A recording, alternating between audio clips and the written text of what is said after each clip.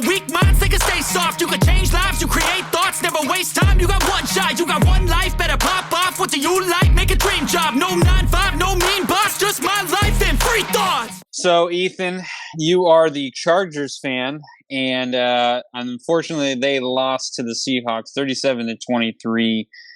And it kind of seems that a lot of people are talking about like what's going on with the Chargers.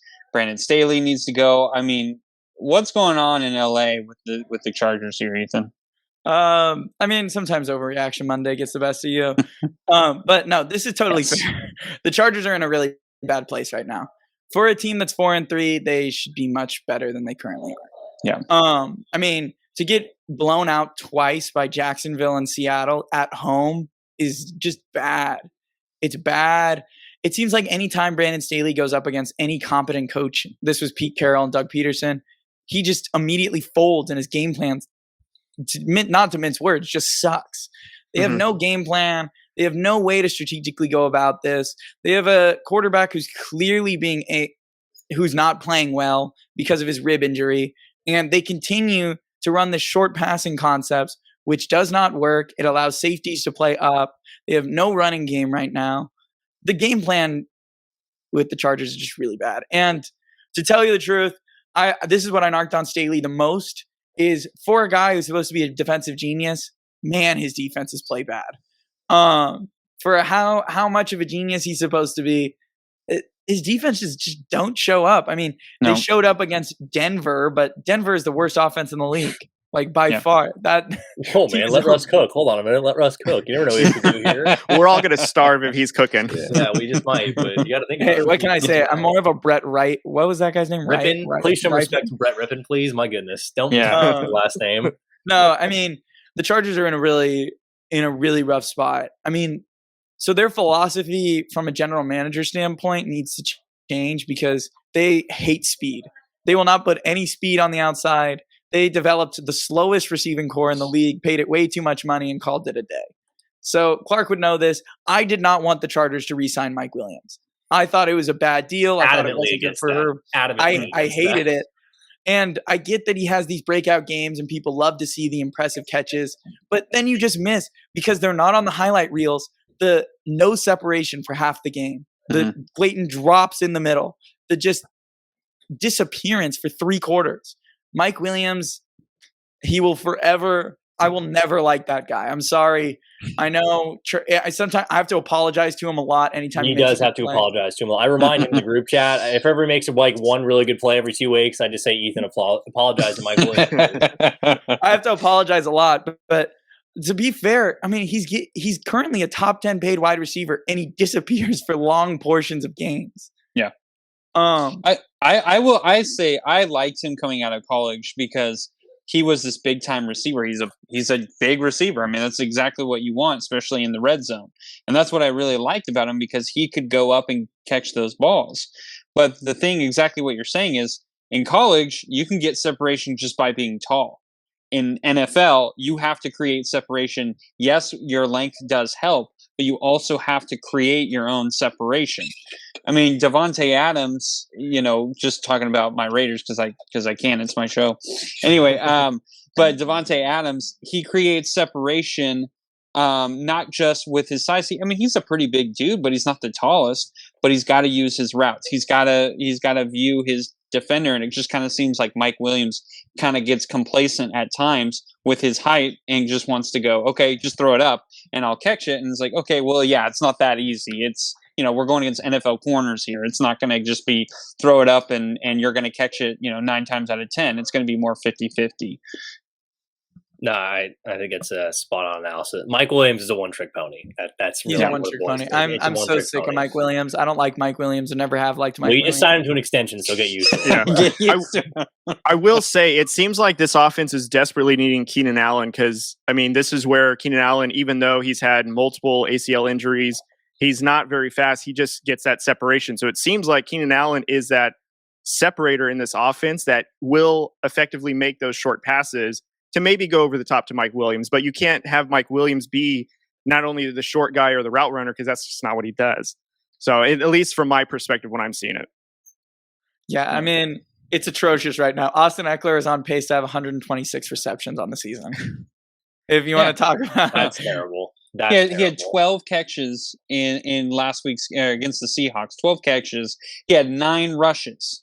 That's not great. That's not what you want. You're and not even Herbert looking almost had as many rushing yards as Eckler did.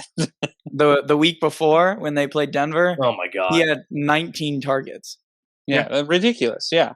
You can't do that. And exactly what you were saying too. Herbert is hurt. I mean, everyone forgets that he got hit hard. Like that was not just a little rib injury, like a little, sucker punch to the gut or something. It was to the ribs. I mean, that's going to last for a while. And everyone forgets that. And apparently Staley does too, because he's like, hey, Justin, why don't you throw 51 times against the Seahawks and we'll just see how it goes. And, target Eckler a lot. And it's like, okay, that's not how we're going to win. And Keenan Allen only having, 2 targets, 2 catches. I know he's coming off of injury, but it's like, if you need a go-to receiver when you need a big-time first down, I mean, I feel like Keenan Allen should be your guy, not, Eckler or Williams. I'll talk on the Keenan thing. Keenan played 5 snaps. So it's they basically, his snap count was 5 snaps. They only played him in 5 downs and then took him out of the game. So it was kind of just a waste to even have him active. Yeah, it's why are you playing him then? Like, I don't know. Well, I guess I'm scratching my head on it. The Chargers wide receiver room is always such an enigma to me because we've talked about this meeting. Like, I think so many people overvalue how good Mike Williams and Keenan Allen actually are. I think obviously Keenan has a lot of respect because I think he's a great route runner. I think he gets open. The biggest thing the Chargers offense lacks so desperately, and it's why I wanted the Chargers to trade up to get Chris Olave, is I think they need a guy who's really good in yak, who can take a top off the defense, can do more than just run a post, catch it, and go down with it. Because right now the profile of guys is Keenan Allen, Mike Williams, and Josh Palmer. Those 3 dudes do the almost exact same thing. They're big body. I'm a possession dude. They need something more than that to give Herbert something more to work with. Because while Herbert hasn't played great during the stretch, there has certainly been a lot of things that have not helped him. The fact that he's throwing routes to Michael Bandy is not something you want to see. The fact that DeAndre Carter is an integral part of this offense, it seems like sometimes, is not a good thing. There's really a lot that is like not going well for the Chargers. The one thing I really something we really talked about with Herbert. Sometimes I just wish Justin would let it fly more. That's the only thing I ever wish with Herbert. I think I know he doesn't have like maybe the play calling to get it there, or they don't dial it up enough. But there was like that interception he threw, the bad one. You know which one I'm talking about, Ethan? Yeah, over the middle of the field. Yeah, he had guys on deep crosses going out, and he just decided to go shorter. I'm like, just let that one eat out there. My thing is, I think Herbert knows that their speed sucks and they're likely going to get picked off. I've kind of decided. So unless if it's wide open, he's not going to throw it. I think he really doesn't trust the speed on the outside. Which is really unfortunate. Because basically every cornerback runs faster than every single one of our receivers. We do not have – the only wide receiver we have that runs under a 4.5 is DeAndre Carter, and he runs a 4.45. So it's like – the speed on the outside, you want to hear the craziest stat? Gerald Everett is the second fastest player on our offense outside of Austin. Tight end. So, I actually think. No, go ahead. Sorry. Oh, I was just going to say, I think the Chargers need to lean into it. I actually think they should just convert Austin Eckler to a wide receiver at this point. I think they should just make him a slot receiver. Slot guy, yeah. They already run all those kind of concepts. Yeah, they're not using him as a running back. They might as well just put him out wide. And the Niners did it with Debo, so why not do it? Why not do it the reverse? Have the running back go to the receiver. I mean, it's not a bad concept because they target him so much. That's why he's a fantasy football god. I mean, everyone loves Austin Eckler because the guy gets 15 catches a game. Yeah. This is just like something that was funny to me though today is that like people were showing highlights of like Herbert his rookie year against Tampa Bay.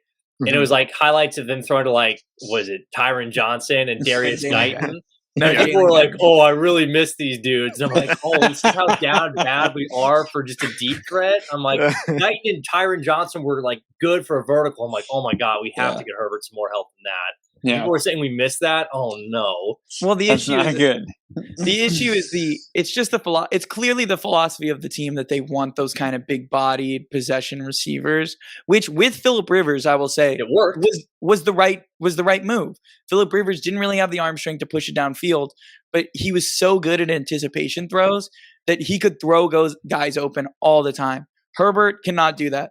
Herbert throws a ball at like 80 miles per hour straight to where the guy is. I mean, it's insane the kind of arm strength Herbert has. And for them to settle for Mike Williams, who like literally all he can do is either run straight down the field, run a post, or run a curl. It's a ridiculous task to go. Last thing I will say, and I think I even brought this up to Ethan in 2020. I'm sure, Ethan, I think you've now said you really miss him. One of the bigger mistakes the Chargers made of recent years, and I know it's because it was a new regime coming in, but they let go of Shane Steichen. So I'll talk on Steichen. So Steichen was the offensive coordinator. His rookie year. So he was the offensive coordinator rookie year. He's now the offensive coordinator in Philadelphia. If you want to know where he is right now. It's cruel. So he went over to Philly. He became their OC after the Chargers fired him. Pep Hamilton was their quarterbacks coach, who's now the offensive coordinator of the Houston Texans. So as much as I like Shane Steichen, but like it was fun to see the deep throws and see how they used Herbert. But a lot of people are forgetting about a lot of stupid plays Shane Steichen drew up his first year. I mean, it's fair, but again, would you rather him or Lombardi right now? Oh, I'm so sick of Lombardi. So I mean, I would take anyone else. I think they need to just bring up Shane Day. I think Philadelphia looks good. So I don't know.